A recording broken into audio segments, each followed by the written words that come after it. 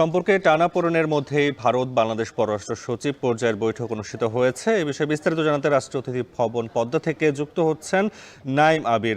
আবির, এই যে সম্পর্কে টানাপোড়েন, এই সময়টায় কি কি বিষয় নিয়ে আলোচনা হলো দুই সচিবের মধ্যে? উত্তেজনা কমাতে কি কি পদক্ষেপ নেওয়া হতে পারে সে ব্যাপারে কোনো আভাস পেয়েছেন কিনা জানাবেন। হ্যানাফি আভাস আমরা কিছু পেয়েছি।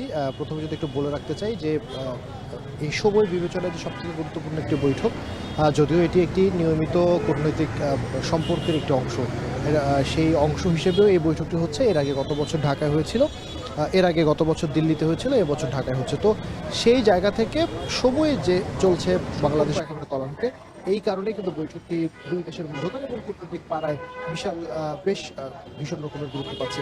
তো জানিয়ে রাখি যে দুই দেশের সম্পর্ক উন্নয়নের জন্য মূলত বিভিন্ন বিষয় নিয়ে এখানে আলোচনায় এসেছে। আমরা যতটুকু জানতে পেরেছি বিভিন্ন সূত্র মারফত, যখন আমরা আসলে বিস্তারিত জানবো 3:45 ভারতের পররাষ্ট্র সচিব ব্রিফ করবে, তখন আমরা বলতে পারবো, এবং এরপরে তার কিছুক্ষণ পরে বাংলাদেশের পররাষ্ট্র সচিব আমাদের সামনে ব্রিফ করবেন। সুতরাং তখন আমরা বিস্তারিত বলতে পারবো। তবে এখন যেটা আসলে বলা যায় সেটা হলো যে দুই দেশের যে সম্পর্ক, বিশেষ করে মাঝখানে যে ঘটনাগুলি ঘটে গেল, যে বাংলাদেশের যে মিডিয়া, বাংলাদেশকে নিয়ে, বাংলাদেশের সংখ্যালঘুদের নিয়ে ভারতীয় মিডিয়ার যে মিথ্যাচার, এবং একই সাথে মিথ্যাচার এবং অপপ্রচার, এক কথা যদি বলতে চাই, এর বাইরে যদি করে বলি যে কলকাতার যে হাইকমিশন এবং একই সাথে আগরতলা হাইকমিশনে এক জায়গায় হচ্ছে একেবারে সহিংস বিক্ষোভ এবং আরেকটি জায়গায় সরাসরি হামলা। তো সুতরাং জেনেভা কনভেনশন যেটি রয়েছে সেটা একেবারে পুরোপুরি লঙ্ঘন এখানে হয়েছে, এবং এই প্রেক্ষিতেই এবং গত দুদিন আগেও কিন্তু সীমান্ত হত্যা হয়েছে নতুন করে। সুতরাং এই বিষয়গুলো কিন্তু আলোচনায় এখানে এসছে দুই দেশের মধ্যকার আলোচনায়, এবং সেখান থেকে সমাধানের পথ কি, উত্তেজনা যে সম্প্রতি যে দুই দেশের মধ্যকার উত্তেজনা তৈরি হয়েছে, সেই উত্তেজনা নিরসনে তারা আসলে কি করতে পারে,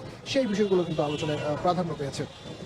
এছাড়াও দুই দেশের মধ্যকার বাণিজ্যিক সম্পর্ক, যেহেতু বাংলাদেশ এবং ভারতের মধ্যকার বাণিজ্যিক একটা বড় রকমের সম্পর্ক রয়েছে, সেই বাণিজ্যের বিষয়গুলো এখানে আলোচনায় এসছে।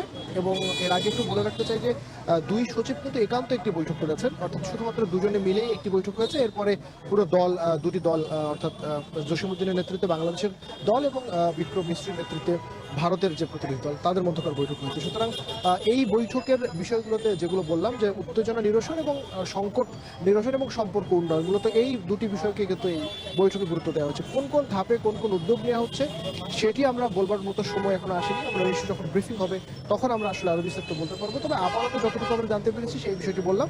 আর একটা বিষয় বলে রাখি যে এই বৈঠকটি শেষ হয়ে গেছে, মধ্যাহ্নভোজনের পরে কিন্তু ভারতের পররাষ্ট্র সচিব পররাষ্ট্র উপদেষ্টার সাথে সাক্ষাৎ করবেন এবং এরপরে প্রধান উপদেষ্টার সাথে সাক্ষাৎ করবেন। সুতরাং এই হচ্ছে তার আজকের দিনের কর্মসূচি, এবং রাতে তিনি আসলে আবার দিল্লির উদ্দেশ্যে ফিরে যাবেন। তো আপাতত এই ছিল আমার কাছে